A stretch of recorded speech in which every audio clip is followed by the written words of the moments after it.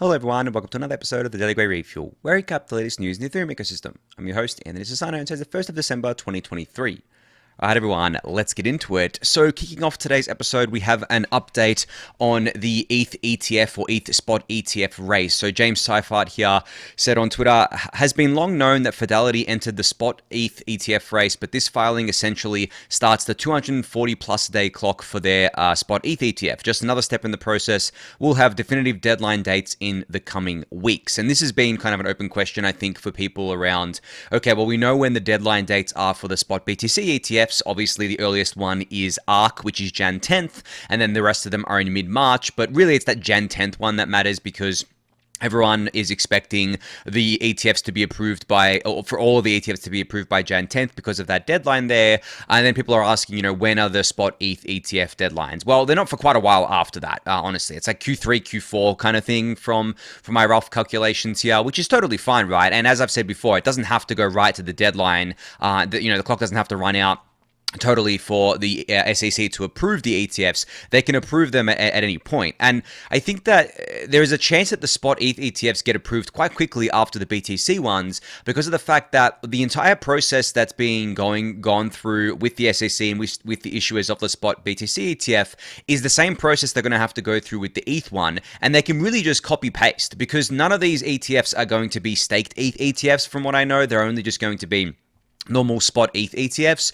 So you can really just copy paste everything you did for your BTC ETF over to your ETH one and then just change the asset. I mean, it's and basically everything remains the same, right? The custody would remain the same. The issuance of that ETF asset, like in kind or cash, it would be basically the same. So that's why I think it could happen faster, and it could happen, within only a few months after the BTC ones get approved, because we don't need to do that whole dance of back and forth with the SEC. I say we, like I'm involved in this. Well, the issuers don't have to do this whole kind of dance with the SEC again because they already know what the SEC wants to see, so they can just copy paste it over for their ETH one. So yeah, I'm feeling pretty good about this. I don't think they're going to be denied, to be honest. As I said before, the futures ETH futures ETFs being approved just means that the spot ones are going to get approved because of the fact that the SEC already lost the court case to Grayscale over this. Basically, the court said, if you remember, that the SEC can't treat futures and spot differently. They're basically the same thing. So, yeah, I do think that the ETH spot ETFs will get approved relatively shortly after the BTC ones.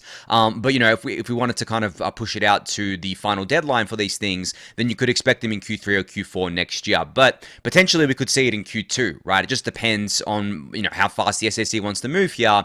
But as I said, I think the process overall will just be faster for ETH because you can just basically copy paste what you've done with the BTC spot ETF applications and just change the asset there. So exciting times in the ETF space, of course. We're only, I guess, like not even, just over a month, I guess, 6.5, no, what is it? Almost 6 weeks out from Jan 10th. I saw some of these guys, these ETF analysts tweeting about there being a window between the 5th and the 10th of January where it would be, potentially all of them get approved. But then they also pointed out that I believe the 5th and 6th and 7th of January are actually a weekend. So the 5th is the Friday, the 6th is the Saturday, and the 7th is the Sunday. So really, you could say that, okay, well, they might want to approve it on a Monday, the start of the week, which is the 8th of January. So you basically really have a window of the 8th to 10th of January with a I guess like if you wanted to place a bet, placing a bet on the 8th of January seems like a pretty good bet. But again,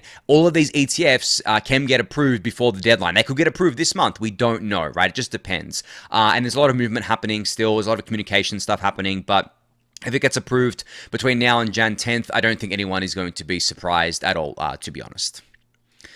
All right, moving on. So it is December 1st, which means it is the birthday of the Beacon Chain. And in particular, it is the third birthday of the Beacon Chain. So the Beacon Chain launched on December 1st, 2020. It was the first time that you were able to stake your ETH on Mainnet, basically. And of course, it launched as a separate chain to the normal Ethereum chain, but you could stake your ETH there. You could send it to the deposit contract and you'd be staking your ETH. And a lot of people did it. I remember back then, all the excitement around it, and particularly back then around us needing to meet a minimum threshold. It was 500 and something thousand ETH in the deposit contract at the time by November 24th, a week before this date, in order for the Beacon Chain to actually launch on December 1st. And it was funny because back then there was a little bit of FUD where people were like, actually there was a lot of FUD because a lot of the deposits didn't come in until like the last few days, and people were saying, oh, look at this, they can't even get 500,000 ETH into this deposit contract to launch the Beacon Chain, blah, blah, blah. And then within the last few days before November 24th, the ETH came in and it was, it was more than enough there. And it's kind of funny looking back on how, at that time there was, I guess, what was it, 500 and something? I don't know the exact amount off the top of my head. I'm just going to say 500,000 ETH, whereas today there is almost 30 million ETH staked, right? So a huge difference in 3 years, of course, but a lot has happened in that time. It's become easier to stake. LSTs came online because at the time, really, there were no LSTs online or anything like that. I don't even think that any of the centralized exchanges had ETH staking set up just yet. There were some centralized services that did. Like I remember Celsius was pretty big on it, but really it was just a lot of solo stakers at the time, right? They were the kind of ones who bootstrapped this whole thing. But since then, obviously, we've had a lot of other staking services come online for better and maybe a little bit worse because obviously some of them have grown too big for their boots, I think. But yeah, just amazing that it's already been 3 years since the Beacon Chain went live. And obviously we had the merge last year.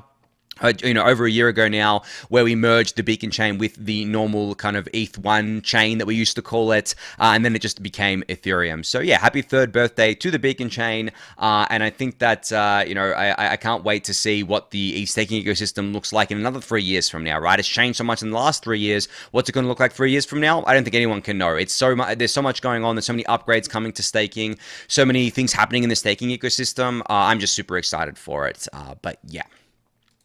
All right, so as you guys know, the Goerli testnet is being deprecated. Now, the original timeline for this would be that Goerli would be deprecated by the end of 2023, but because Dencun is still in testing phase and because Goerli hasn't even forked to Dencun yet, there is a extended timeline here. Now, I did cover this the other day, but there is an official blog post from the Ethereum Foundation here talking about this, but essentially Goerli will still be active for another few months. I think that it'll be active for at least another 4 months from my reading or something like that, but it is still getting deprecated. So I think that what they want to do is obviously fork it over to Dencun, make sure that's all running fine, and then from there basically sunset the testnet shortly after, maybe like a month a month to 3 months after, because they say here either 3 months after the Goerli Dencun activation or 1 month after the Dencun mainnet activation, whichever comes later, teams will begin exiting their validators, and Goerli as a testnet will be shut down. I mean, it can't ever be like officially shut down because anyone can just run the network if they want to,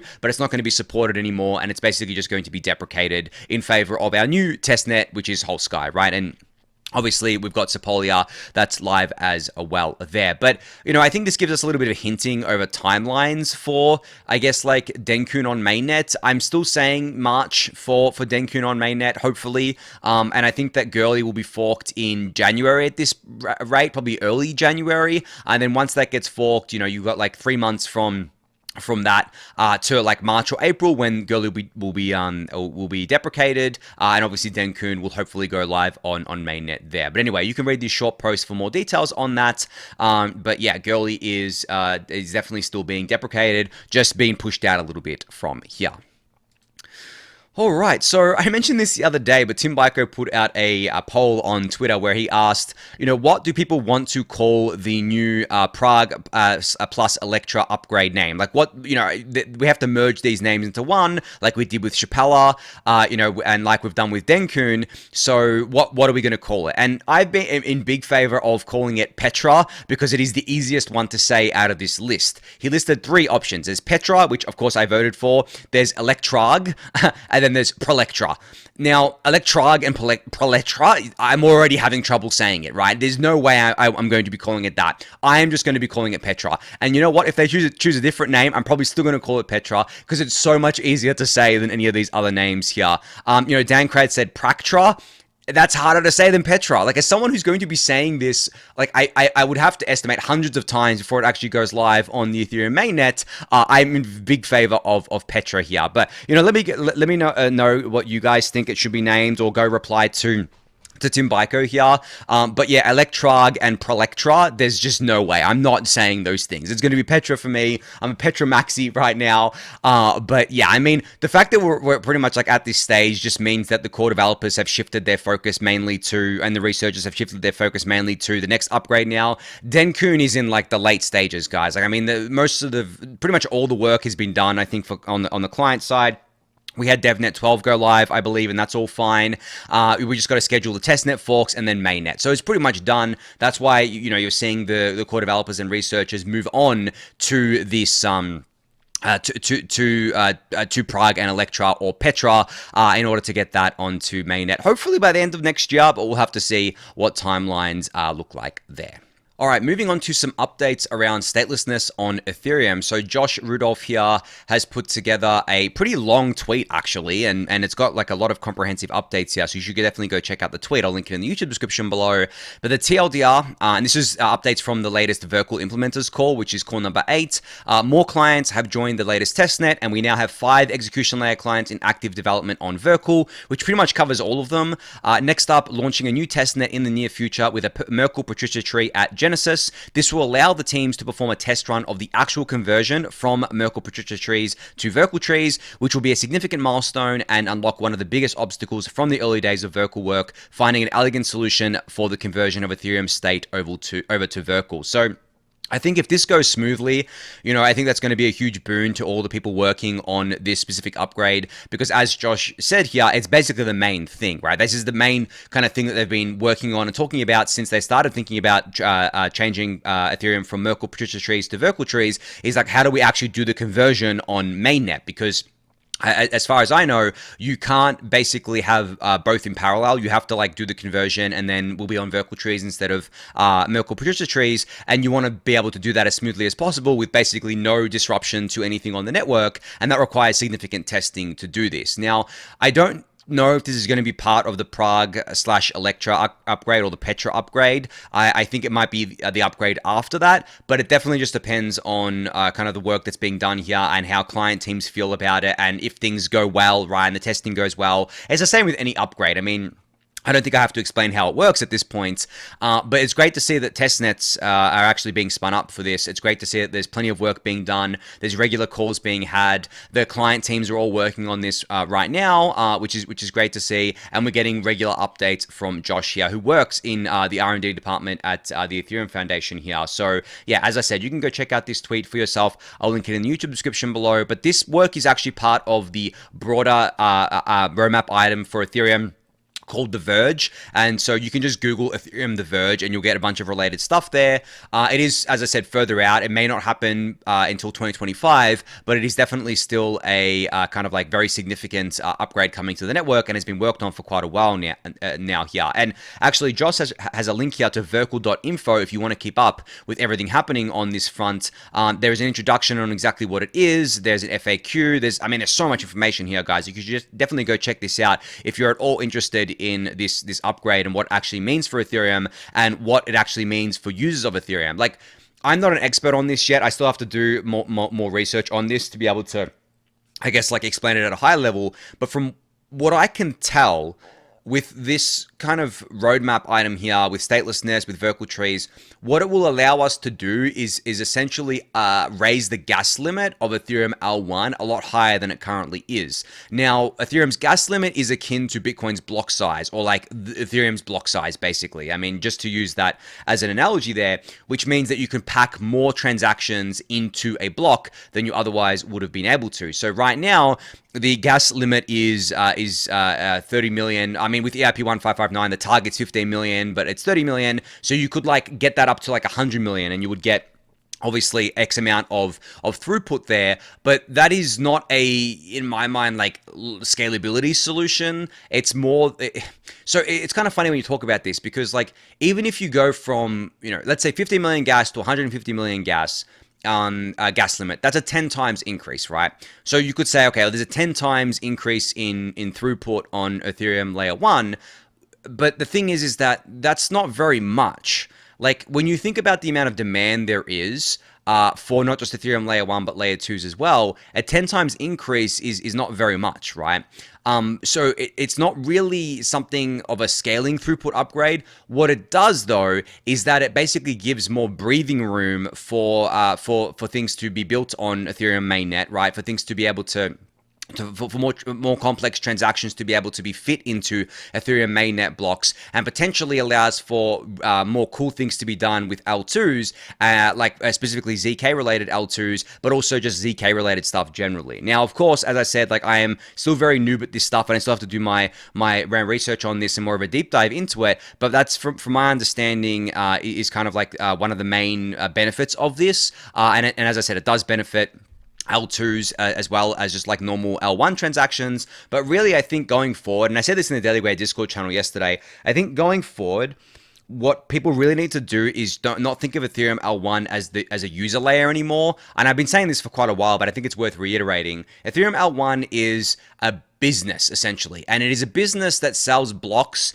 to other businesses, and those other businesses sells block space, I should say, to other businesses, and those other businesses are things like L2s, and L2s have that kind of like B2C or business to customer relationship where the L2 is a business, but they service actual end users and customers, right? Whereas L1 Ethereum, they can do that, but it costs more. Like, think of it like you're going direct to a business and you're saying to them, hey, I want to buy direct from you, direct to the manufacturer, for example. Say you want to go buy something direct from the manufacturer and you say, hey, I want to buy direct from you. The price that you're going to get from buying direct from them for one item is going to be worse than the price you would get from buying from a kind of like retail store that buys the items in bulk and then gets a better deal because they're buying in bulk, right? So it's the same thing with L2s, where they're essentially, it's a rough analogy, but I think it works. They're buying block space in bulk, essentially, from Ethereum, and from Ethereum layer 1, and they're offering it cheaper to their customers at layer 2, right? So it's the same kind of relationship there, and that's how I imagine, the kind of stuff between Ethereum L1 and L2, and then obviously, higher than that, like L3s and things like that. But really, I mean, I stick to L1 and L2 because while L3s are cool and, I think they're going to be built, it really is just an extension of what an L2 is, which I think L2s are just an extension of what L1 is, but an L3 is distinctly different, I think, because an L3 really relies on the L2. Yes, it settles ultimately down to the L1, but it doesn't, it relies on the L2 for its, I guess, security, for its liveness, because if the L2 goes offline, that L3 goes offline, right? Because that L3 is built on the L2, it settles to the L2, and then if the L2 is offline, it can't settle to the L1, and neither can that L3. So I just draw the distinction between that, like L1s and L2s, and then higher than that's fine, but I think that the most important is just discussing the L1s and the L2s. Anyway, I've said L1 and L2 enough. Go check out this Verkle.info page for yourself. I'll link it in the YouTube description below for you to do so. All right, a big announcement out of Dappnode today. They've introduced a smoothing pool for solo stakers. Now, this is not to be confused with Smoothly, which is another smoothing pool for solo stakers effort that I've covered on the Refuel before. This is one that is built directly into the Dappnode suite. So essentially, you can join this smoothing pool and basically take advantage of smoothed ETH staking rewards, just like you would with Rocket Pool, for example, or just like you would with Smoothly when Smoothly is on mainnet here. Now, while I think this is a really cool feature, I do kind of find it funny that we now have two solo staker smoothing pools, and we kind of like split up the rewards by doing that, and we split up the solo stakers by doing that, because there's not a huge pool of solo stakers to pull from, right? Like, I think the latest estimates put it at around 5% or something of validators on the network or stakers on the network are solo stakers. So it's not a huge pool to pull from. And now we have two competing solutions with Smooth and Smoothly that are competing for like that little small kind of pie there. So maybe I would have liked Dappnode to use Smoothly instead of their own kind of their own thing here. Maybe they will in the future, I don't know, but still, I think it's still pretty cool that this is here. It's still pretty cool that it's live, and obviously it being baked directly into the Dappnode kind of suite here makes it easy for anyone running Dappnode software to just opt into this and get started. So if that's you, you can go check this out. I'll link it in the YouTube description below, but it's going to be interesting to see what this looks like versus Smoothly, and I really hope we don't get any more of these things. 2 is already too much, I think.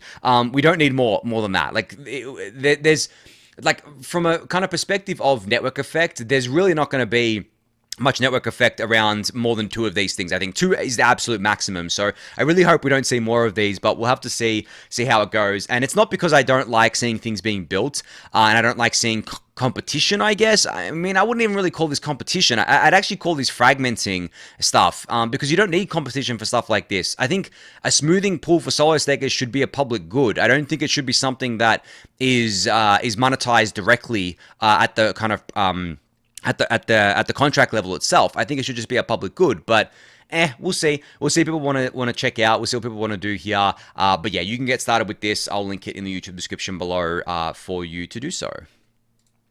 All right, so the Obol Mainnet open beta is now officially live. So they say here, this marks a significant step towards decentralizing stake on Ethereum. Now, anyone has the opportunity to run distributed validators on Mainnet. And they have a thread here discussing all of this, as well as a link to the launchpad, which is at beta.launchpad.obol.tech. And it's a pretty nifty launchpad here. You can see here what it looks like right now, and you can connect your wallet to it and everything. And then you can create a cluster with a group. So you can create a distributed validator cluster, or you can create a distributed validator alone and deposit and activate validators. Now, the whole process is step by step. You can just click get started once you've connected your wallet, and you can go through the process here. Maybe I can connect my wallet and see how far I can get before I start running into roadblocks here, but I'll just connect Sassel.eth to this, and we'll see how we go here. So I've connected my is it coming up? Yeah, yep. MetaMask is saying here to connect. Yep, connected the wallet there. So yeah, Sassel.eth there. Say I want to create a cluster with a group, and then get started. And then you go through the step by steps of getting started here, of how to do it. This is very similar to what I did when I first set up my DVT with the one of the first clusters on Mainnet. You go through, it gives you a bunch of stuff to kind of tick on and accept and such and such. You have to accept like the risks, and then it's beta software and so on and so forth, right? Go on and go on. And then you can start with like things like your cluster details. You can, what do you want to name your cluster?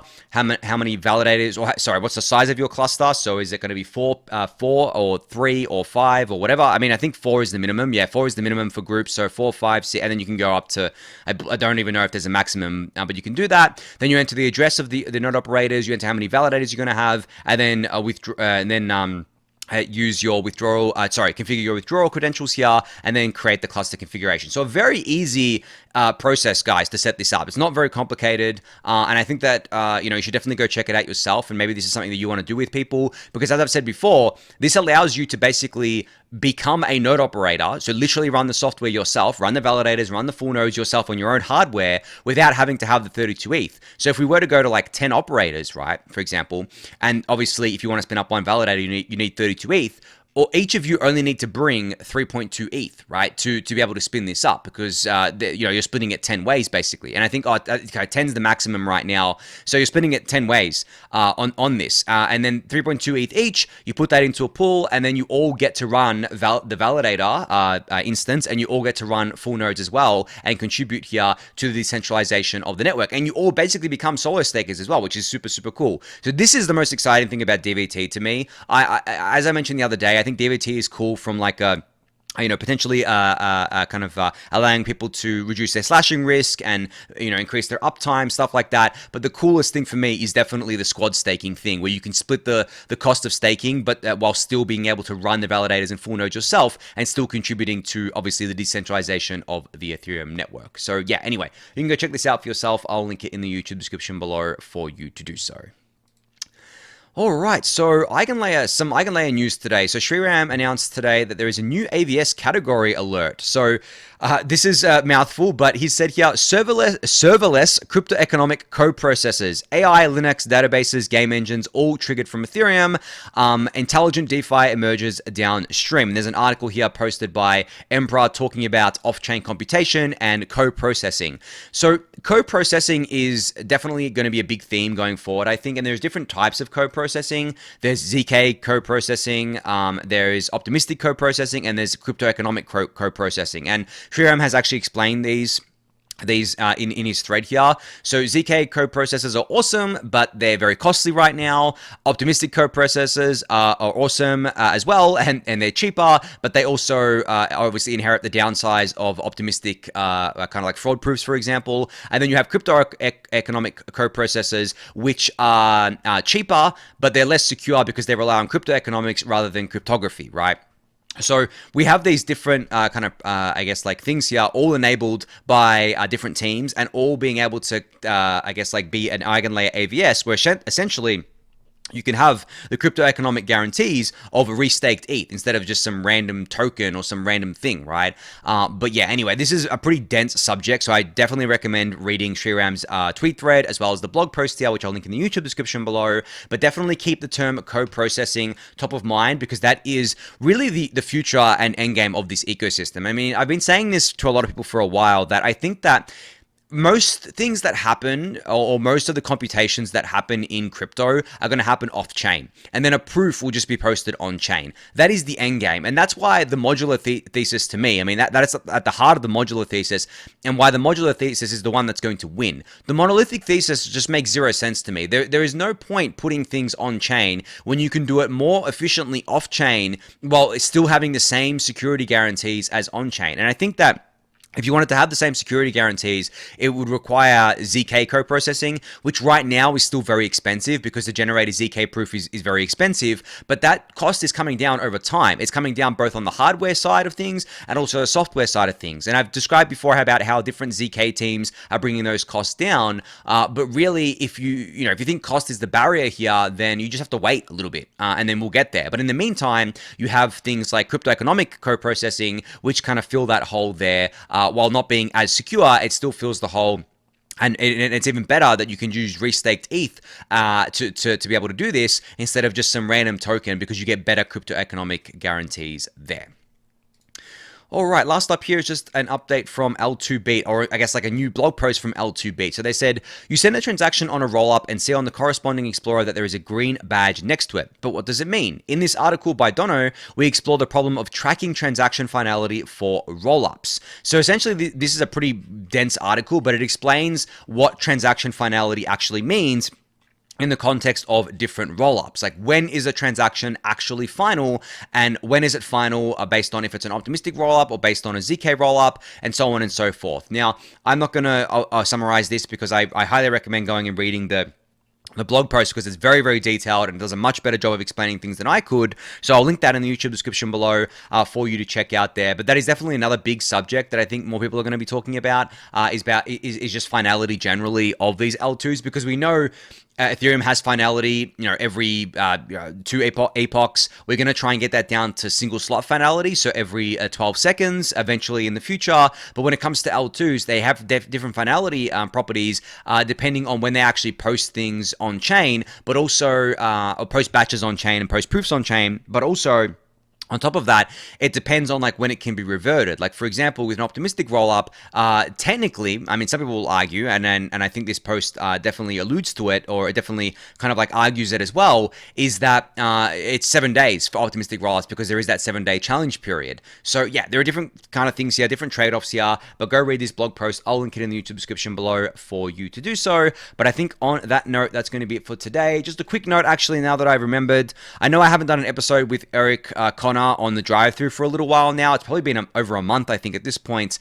He's traveling right now. He is definitely not available to do an episode, so whenever he's available, I'll do one with him. But yeah, that's why we haven't done one. We're not rugging you guys. It's just that the schedules haven't really worked out at this point, but hopefully we'll be back sooner rather than later. But I think on that note, that's it for today. So thank you everyone for listening and watching. Be sure to subscribe to the channel if you haven't yet. Give it a thumbs up, subscribe to the newsletter, join the Discord channel, and I'll catch you all next week. Thanks everyone.